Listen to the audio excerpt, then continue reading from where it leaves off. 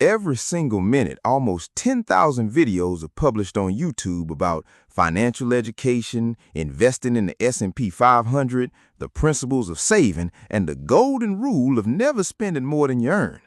Some of these channels have millions of followers, yet ask yourself this: if what they were teaching was truly the missing link, wouldn't most people in America be millionaires by now?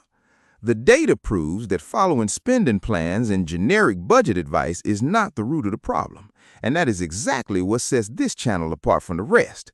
Here, we don't just graze the surface, we drill deep into the psychological factors and invisible scripts that influence how you view, hold, and repel money. Hi, I'm Zack, and I promise you that if you lend me the next 15 minutes of your time, we will excavate the exact reason you clicked on this video. The fact that your childhood memories are quietly sabotaging your current wealth. You are likely staring at the cold blue light of your banking app at 2 a.m., caught in a cycle of anxiety despite having your biggest month ever. You might have just received a massive commission check or a long-awaited bonus, and on paper, you should feel like you finally arrived. But instead of celebratory sleep, there's a tightening in your chest and a familiar cold vibration in your stomach. Within 48 hours, you've already managed to allocate every cent of that surplus toward an expensive dinner, a tech upgrade, or a sudden emergency repair. By Monday morning, the surplus is gone, and you feel a profound, terrifying sense of relief because your brain has successfully returned you to the state of financial struggle it learned was safe 30 years ago. Today, we're digging deep into why, in our current volatile economy, your financial problems aren't actually math problems. They are memory problems caused by financial flashbulbs that have hijacked your bank account. And more importantly, we are going to learn the exact process for rewriting them so you can finally achieve financial freedom. We are living through an era defined by rapid, often violent adjustment. Witnessing AI disrupt entire career paths in mere months, and market volatility that moves faster than our human biology was ever designed to handle. Most financial gurus treat you like a cold, logical calculator, suggesting that a better portfolio, a higher yield, or a tighter budget is the only solution to your instability. But this advice fails because you aren't a calculator. You're a complex biological machine running 200,000-year-old survival software. When the economy gets weird or a headline flashes news of a downturn, your modern logic, the part of you that understands the beauty of compound interest and long-term index funds, effectively shuts down as your ancient brain takes the wheel. This primitive part of your brain don't care about your diversified retirement plan or your net worth goals.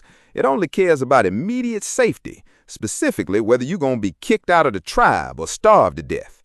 The struggle you feel today isn't a sign that you're bad with money or fundamentally broken. It's proof that your brain is using outdated, fossilized data to navigate a modern world that is changing by the second. Financial failure is rarely a lack of willpower or intelligence. It is a symptom of these deep-seated emotional memories that act as a silent operating system for your wallet.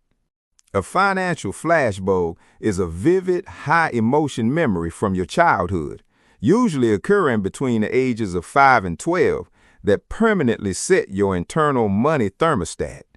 To understand this, think of a thermostat in a house. If it's set to 68 degrees and you open the windows on a blistering summer day, the AC kicks in with a vengeance to bring the temperature back down to that preset comfort zone. Your bank account works under the exact same principle. If your childhood taught you that 68 degrees equals just enough to survive, anytime your income hits 80 degrees, representing true wealth or a significant surplus, your subconscious mind will perceive the heat as a threat and open the windows to cool things off. We've been sold a convenient lie by society that if we just learn the basic formula of income minus expenses equals savings, we'll be fine. But formulas are useless against the power of the subconscious. If your earliest memories taught you that money equals conflict, screaming parents, or broken promises, your brain will view a high balance as a direct threat to your social safety and emotional peace. In today's climate of relentless inflation and shifting job markets, these ancient memories are being triggered constantly. When you see a recession headline, you don't think like an objective economist. You think like the terrified 7-year-old who watched their mother cry at the kitchen table over a car repair she couldn't afford. That 7-year-old is effectively the one making your high-stakes investment decisions today, and they are making them based on fear, not facts. This internal conflict creates what I call the urge to purge, a powerful psychological phenomenon where individuals who grew up watching parents struggle with bills begin to associate money with tension rather than freedom. For many high earners who come from these backgrounds, having a large sum of money sitting in a checking account feels less like a cushion and more like holding a live grenade with the pin pulled. You are constantly waiting for the other shoe to drop. This anxiety leads directly to the binge and bust cycle. First, you work with incredible intensity, pulling massive hours and sacrificing your health to reach a new income level. Then, once you arrive, the high balance triggers an anxiety spike because your internal thermostat screams that you don't belong in this new wealthy environment. To stop the pain of the anxiety, you purge the money through impulsive spending, making bad investments, or loaning it to unreliable family members who you know deep down will never pay you back. This often manifests as revenge spending, where your inner child finally gets hold of the credit card to buy expensive luxuries as a symbolic middle finger to the deprivation and nose you felt as a kid. It feels like a moment of healing or self-care, but is actually a sophisticated trap because to your subconscious, struggle feels like home, while true wealth feels like an unknown, dangerous threat to your identity. It is a common misconception that only those who grew up in poverty struggle. In reality, some of the most profound and hidden sabotages I see come from wealth guilt, or growing up in affluent homes where money was used as a weapon of control or a hollow substitute for emotional presence. You might be carrying invisible scripts that were handed down to you like a family curse, telling you that money is the root of all evil, that rich people are greedy, or that you have to kill yourself working just to deserve a basic paycheck. These aren't just quaint old sayings. They are literal neurological pathways that act as a governor on your potential, causing your subconscious to sabotage your career advancement or blow a major deal just to keep you a good person in your own eyes. In the current economy, this trauma manifests physically. Do you feel a sudden tightness in your shoulders when you see an email from your accountant, or does your heart rate spike when a client asks to hop on a call about a contract? That isn't modern work stress. That is a decades-old fight or flight response being reactivated in a new context. Your body is reacting to a modern digital notification with the same hormonal intensity it used to react to a childhood eviction notice or the sound of a parent's raised voice echoing through the hallway decades ago. To fix this, we must move beyond budgeting and engage in financial archaeology, a process designed to dig up the specific calcified memories that set your thermostat through a 3-step excavation. The first step requires you to identify your very first memory involving money. Was it the joy of the tooth fairy or the terror of a family fight over a credit card bill? Second, you must find the emotional link by asking what the dominant emotion in your house was on payday. Was it a brief celebration followed by tension, or a quiet before the storm where parents paid bills in stony silence? Finally, you must identify your current bottleneck, that specific number where your bank account history shows you always seem to stall out or self-sabotage. Once you find that number and the memory attached to it, the primary goal becomes desensitization, training your nervous system to stay calm while your balance remains high, rather than reacting to a surplus as if it were a crisis. In this modern landscape, we have to consciously make a safe surplus feel boring rather than threatening or exhilarating.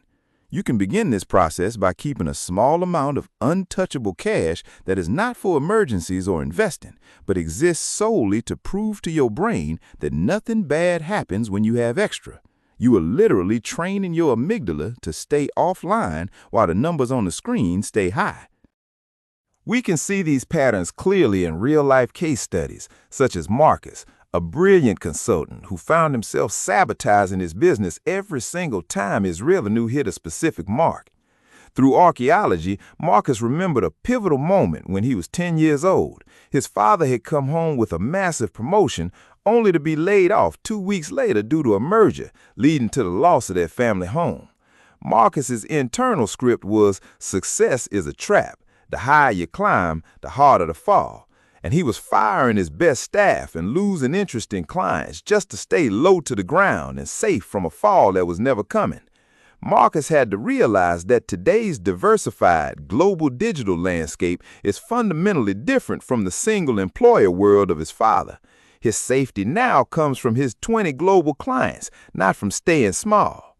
Then there's Sarah, a high-earning executive with a 6-figure income but a net worth of nearly zero because she bled money to help friends who never paid her back.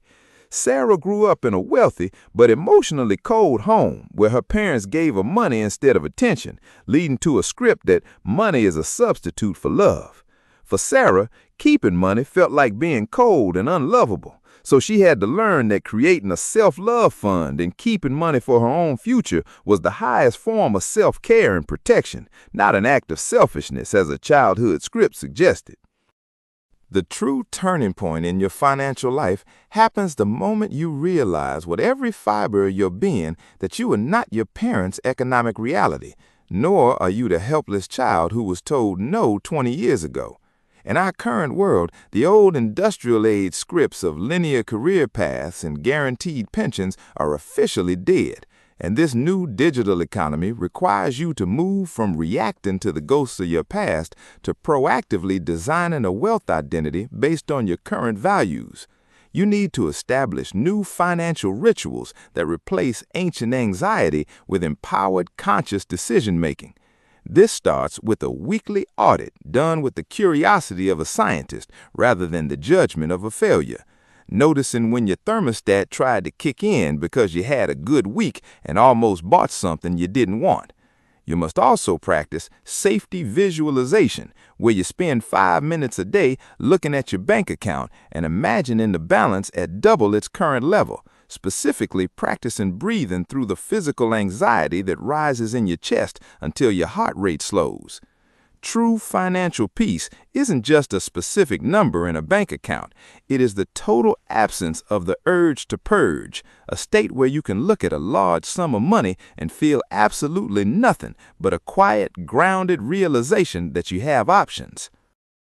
Once you delete the invisible scripts, the math of wealth building finally becomes easy, but you have to do the work to get there.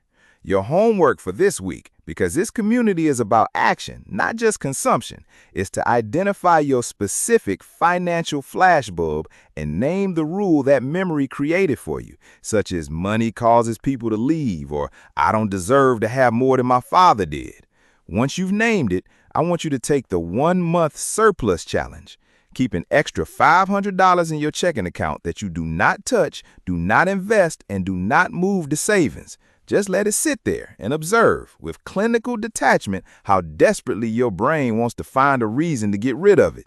Sit with that discomfort. Breathe through the urge to purge it on a random Amazon purchase and realize that this discomfort is the sound of you recalibrating your thermostat in real time. This is just the beginning of our deep dive into the intersection of psychology, modern technology, and true wealth building. If you're ready to stop being a passenger to your own history and start driving your financial future, hit the subscribe button and join us. I'm Zack, and I'm telling you, stop trying to build wealth on top of a cracked foundation. Let's fix the foundation first, and the wealth will follow. I'll see you in the next one.